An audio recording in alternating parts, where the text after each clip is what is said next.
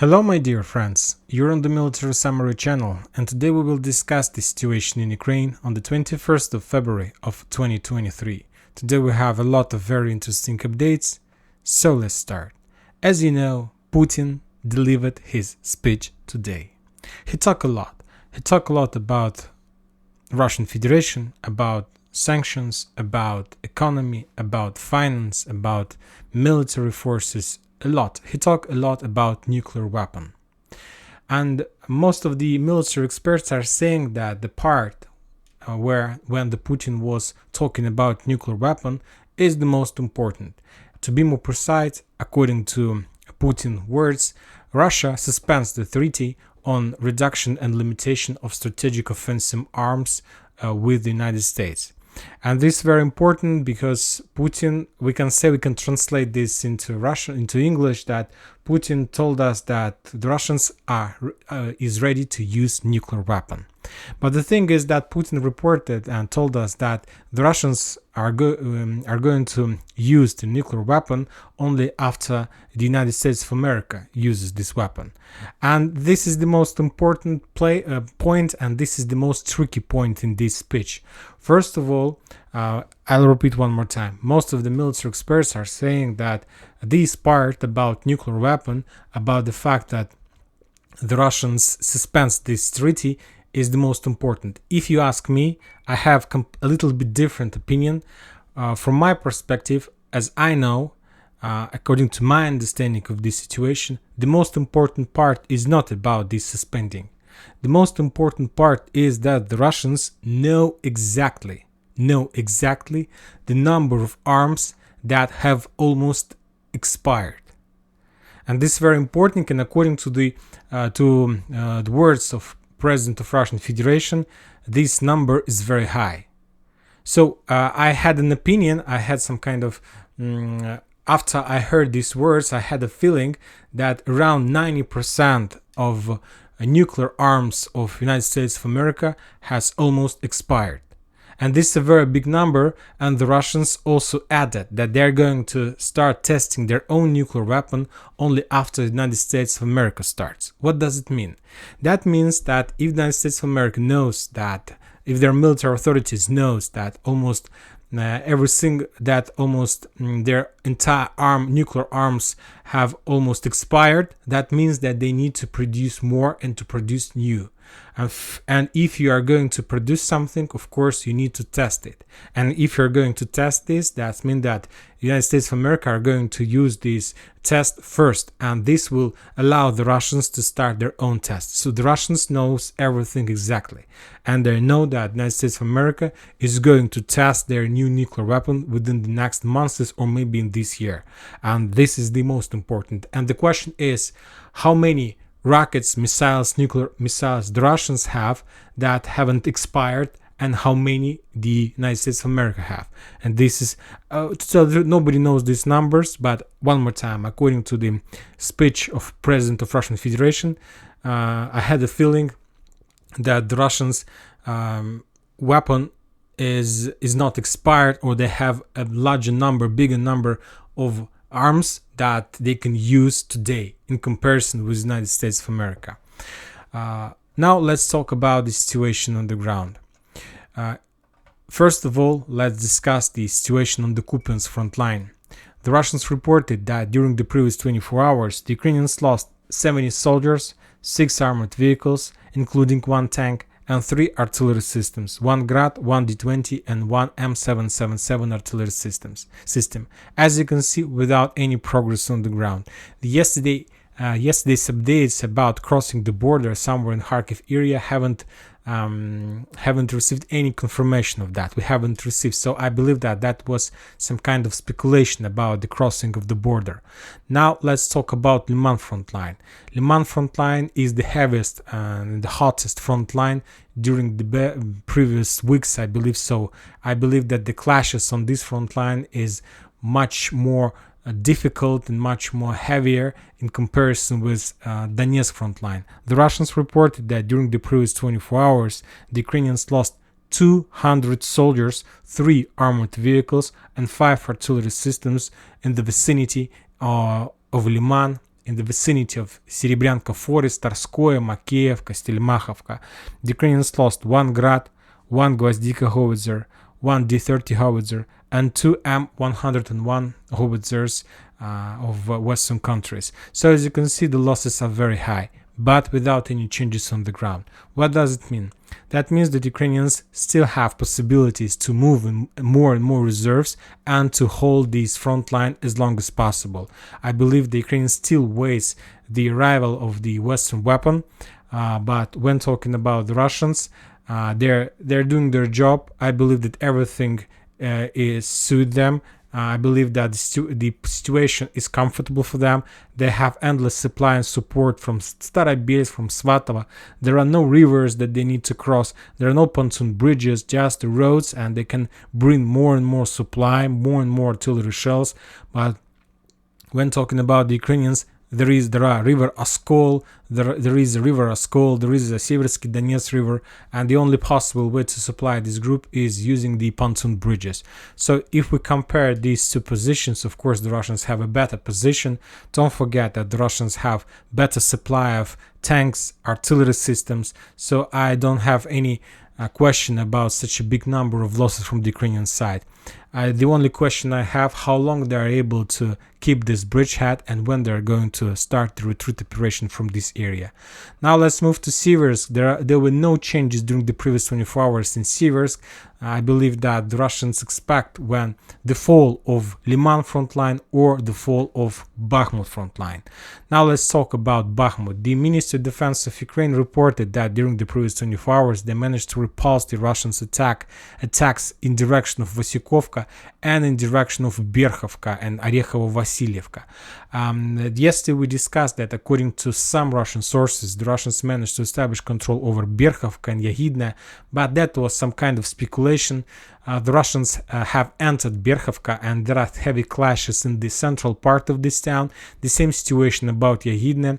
Furthermore, as you can see, the Russians added another icon in this area of soldier with the arrow to the south, and the Russians reported by the evening that they have significant progress in direction of this industrial zone.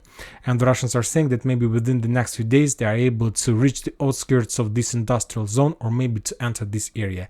I'm not sure that the Russians are going to storm this area. This is another industrial zone. The Ukrainians are saying that this is almost the same like Azovstal in Mariupol. There are a lot of underground places, a lot of underground levels, and storm this area is a very difficult task. I believe that the Russians are going just to block this area, because the most important thing is to cut the road that connects Khramova and the town by the name of Canal.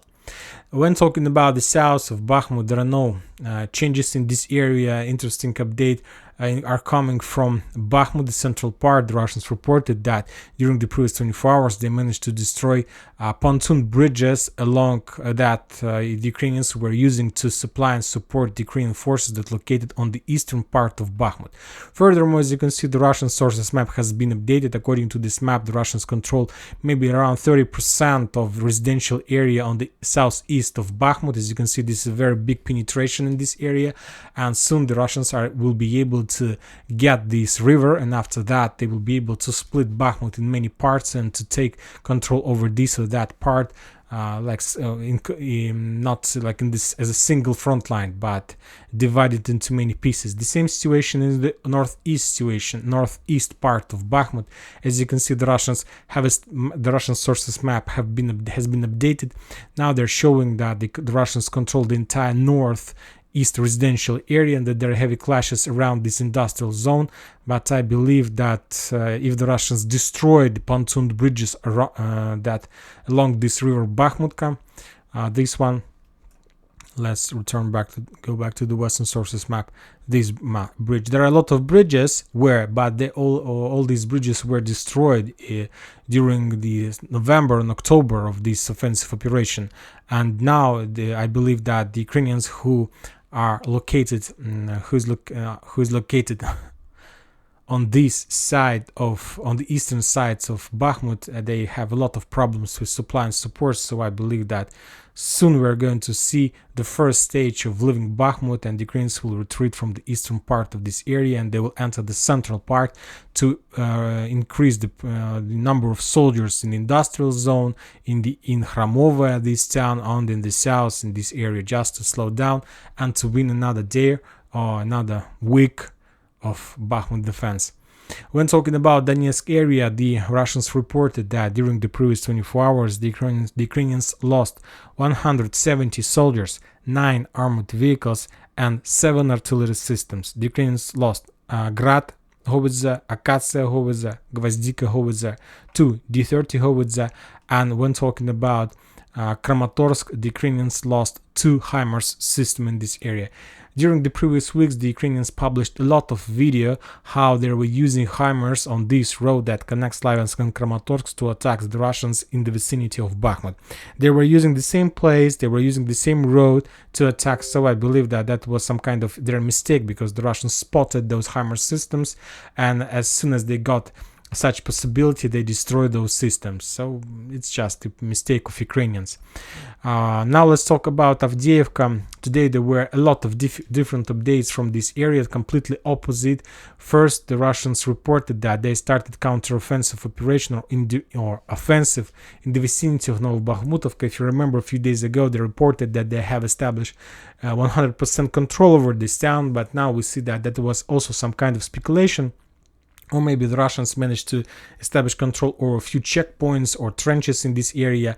This morning, some Russian sources reported that Ukrainians started their own counter-offensive operation in the vicinity of Novoselovka-Drugaya, Novobakhmutovka.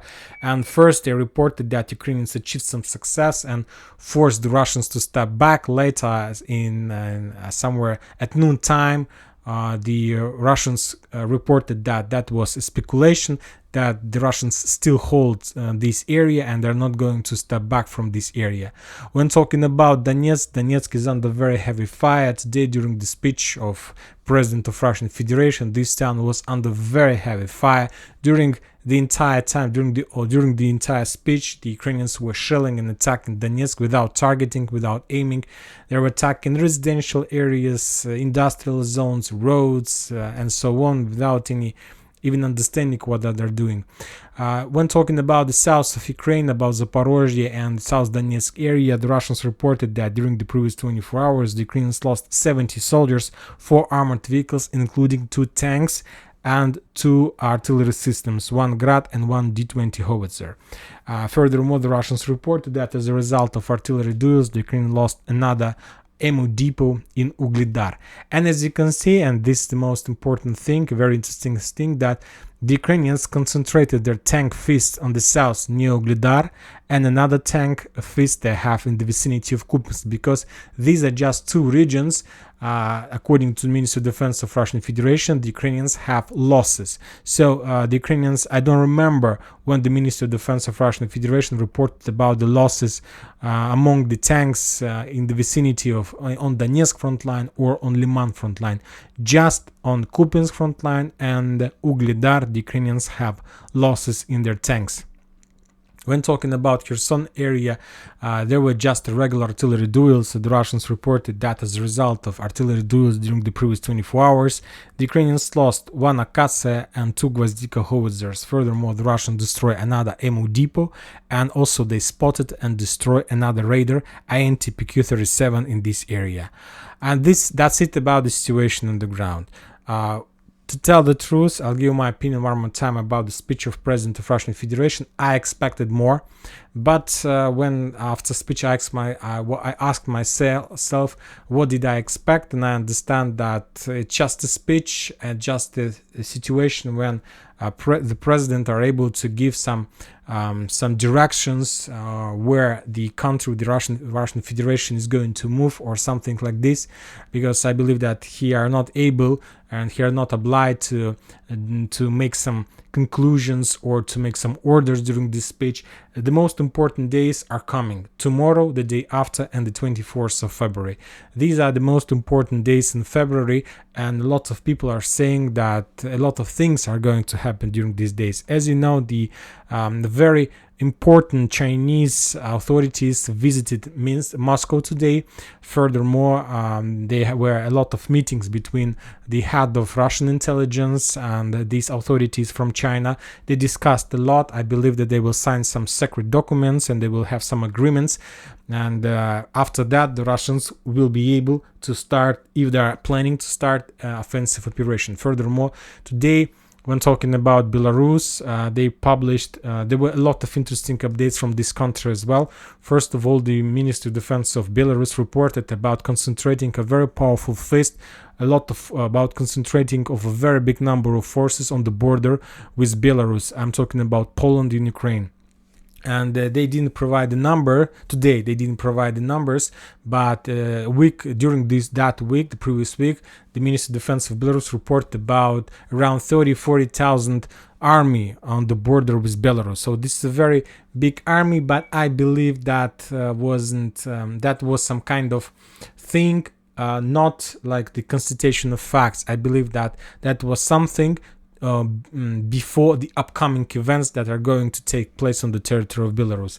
And the most important thing that today on the territory of Belarus was adopted another law, and according to this law, if you are traitor, so you will be killed. So this is the law that were adopted on the territory of Belarus, and this law concerns the government people who works for government, and including military and police. So this is I believe that this is the first country in the Europe, I'm talking about Ukraine and Russia, where that was adopted. So if you are a traitor, so what does it mean? For example, if let's say the Russians, the Belarus forces and Ukraine forces start clashes, and as a result of that, those clashes, let's say some forces from Belarus will surrender or something like this, and during some kind of actions that Ukrainians are going to take during this process, let's say some Belarus soldiers will change their side, or they will treat Belarus under pressure of Ukrainians, they will be killed. According to some judgments, not like because they want, and so this is very important, and this is another step before preparation of possible clashes and along the border on the territory of Belarus. So this is some kind of things that Belarus authorities adopted before upcoming events that are going to take place during the special military operation.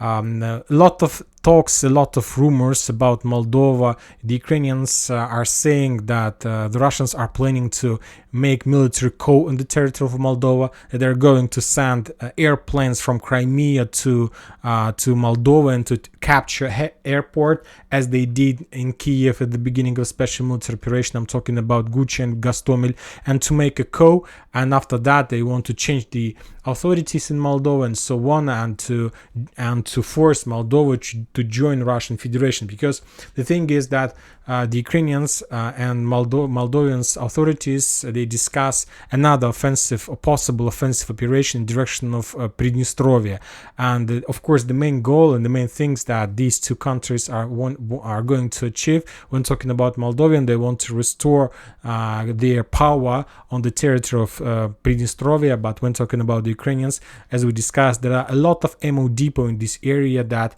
if the Ukrainians are able to establish control over these ammo depot, they will be able to fulfill their own depots, and the number of shells and artillery shells that located in Pridnestrovia, the Ukrainians can use them, and they can it can be enough for around a year. So this is a lot of artillery shells. The Russians are saying that maybe 50% have already expired, but anyway, even possible 50% of these shells can help the Ukrainians much. So, and more sources are saying that the Ukrainians and Moldovans are going to do this within maybe the next weeks or something like this. So that's why the Russians have changed their plans, or have corrected their plans, because they don't have any access to Pridnestrovia. They don't have ground channel to this area from Kherson, and the only possible solution they can do is just a military coup.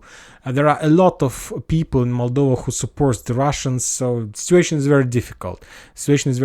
But if the Russians take a decision to take control over, to make a military coup in Moldova, of course that means that they need to have some possible road or some possible channel to support their army and forces in Moldova, and the only possible thing to do this is to establish control over the South Odessa region, over this area. It's not very difficult to defend this area. You need just to take control, and after that, by support with forces from Pridnestrovia, by support some force from Moldova, and by establishing some air roads between these areas, the Russians will be able to hold this bridgehead. It's also a possible solution and possible thing that can take place during the next weeks. And furthermore, when talking about other countries, other presidents, let's say today the president of Serbia, Vučić, reported that within the next 3 days very big things are going to happen on the territory of Ukraine, and the front lines are going to change coordinately. So everything will be changed completely, and the situation that we can see right now will be completely different from the situation that we are going to see within the next 3 days, according to the words of president of Serbia. So let's see. Anyway, tomorrow is the 22nd, 23rd and 24th. More and more events are going to happen these days, and after all these things, something is going to blow up, and then we will just, I believe it will be very interesting to follow. And that's it for today.